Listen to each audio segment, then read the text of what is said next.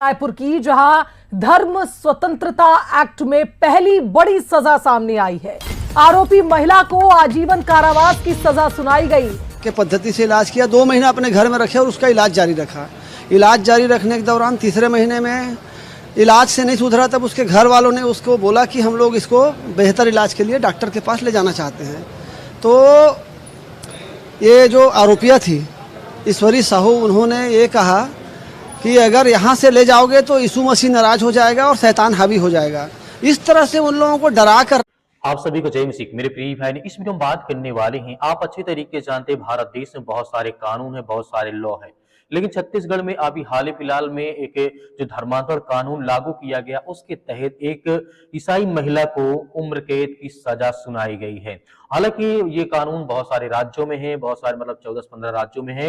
लगातार ऐसी घटनाएं हमें देखने को मिलती रहती हैं।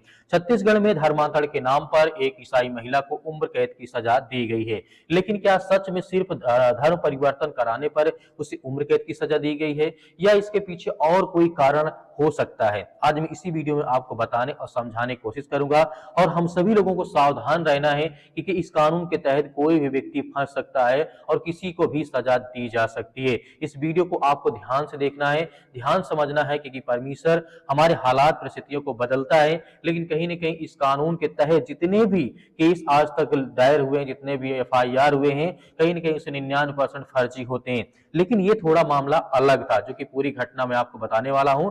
यहाँ पर बताया जा रहा है छत्तीसगढ़ के गेरियाबंद जिले में एक बेहद चौंकाने वाला मामला सामने आया है, जहां एक 18 साल की युवती की जान चली गई थी। इसमें यह बताया गया है, रिपोर्ट्स के मुताबिक युवती की मां उसे एक महिला मतलब ईश्वरी साहू के पास लेकर के गई, जो झाड़ फूक और चमत्कारी इलाज का दावा करती थी। जैसे आप जानते हैं, बहुत सारे चर्चों में आप जानते हैं झाड़ फूक करते हैं और चमत्कारी इलाज का दावा करते हैं, पानी फेंकते हैं और उसके बाद तेल देते हैं, नमक देते हैं, तरह तरह की चीजें आपको देखने को मिलती है।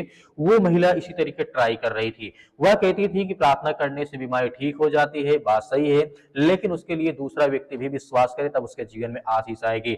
और इसी दौरान उसने युवती पर खौलता हुआ तेल गर्म डाल दिया है। इतना ही नहीं, परिवार वालों को भी जबरन प्रार्थना के लिए मजबूर किया गया है। ऐसे आरोप उस व्यक्ति के ऊपर, उस महिला के ऊपर लगाया गया है। इस तरीके का मैं कहता हूं सभी के लिए प्रार्थना करें, कोई दिक्कत नहीं है, लेकिन किसी के साथ जबरदस्ती ना करें कि आप भी प्रार्थना करें, आप भी प्रार्थना करें। यदि नहीं कर रहा है तो उसको इच्छा है, उसके मन है, लेकिन हम किसी प्रकार को फोर्स नहीं कर सकते हैं। अब इन कथाकथित इलाज को और यातनाओं को युवती का शरीर सहन नहीं कर पाया और इलाज के दौरान उसकी मौत हो गई। अब यहाँ पर कोर्ट जो डिसीजन देता है बहुत चौंकाने वाला देता है। मामला कोर्ट पहुंचता है।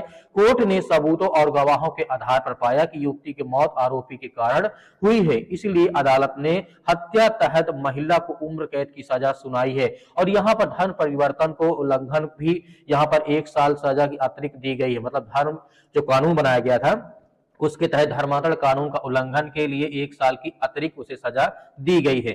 सबसे जरूरी बात यही हो जाती है कि उम्र कैद सजा तो दी गई है, और यह सिर्फ धर्म परिवर्तन की नहीं था, जो कि सही बात है। उम्र कैद इसलिए मिली क्योंकि उसने एक मौत यानी हत्या का मामला उसके पास आया था, उसके ऊपर आरोप लगाया था, वो सिद्ध हुआ था। इसलिए धर्म परिवर्तन का एंगल और बहुत सारे रूप यहाँ पे देखा गया और जोड़ा गया है। इसमें हर चीज को जोड़ा गया। इसीलिए हम कहते हैं किसी के साथ जबरदस्ती या किसी के साथ भी प्रार्थना करें। हो सकता है कि किस तरीके की कठिनाई वो महिला ना जानती थी कि आगे चल के क्या होगा क्या नहीं होगा, जो मैं आज कर रही हूँ प्रार्थना के नाम पर या फिर तेल के नाम पर, तरह तरह की बातें हो सकती हैं। हालांकि विश्वासी थी, लेकिन जिस तरीके की घटनाएं निकल करके आई है कहीं न कहीं वो जिस चिंताजनक थी। इस फैसले के बाद छत्तीसगढ़ में राजनीतिक भी बहुत ज्यादा गर्म हो गई। बीजेपी ने इस फैसलों का स्वागत करते हुए कहा कि ऐसे मामलों को रोकने के लिए कानून जरूरी था, और दूसरी तरफ कांग्रेस कहती है कि कानून अलग अलग तरीके से राजनीतिक राय सामने हमारे पास आते रहते हैं और इस तरह की घटनाओं का अंजाम देना ठीक नहीं है। तो जिस तरीके की घटनाएं हमारे सामने निकल करके आई, क्या ये हकीकत में कहीं न कहीं शर्मसार करने वाली घटना है? सिर्फ धर्म मतलब धर्म परिवर्तन कराने के लिए उम्र कैद उसे नहीं मिली है, बल्कि हत्या के आरोप में उसे उम्र कैद की सजा दी गई है। लेकिन धर्मांतरण कानून का उल्लंघन करते हुए 1 साल की सजा अतिरिक्त उसे सुनाई गई है। अब यह जानकारी आपको कैसी लगी, इसके जीवन में क्या हुआ था क्या नहीं हुआ, तो वह तो इस तरीके कोर्ट ने फैसला दिया, आप अच्छे तरीके समझ गए होंगे। आपकी क्या राय हमें कमेंट बॉक्स में कमेंट करके जरूर बताइएगा। मिलते हैं नेक्स्ट वीडियो।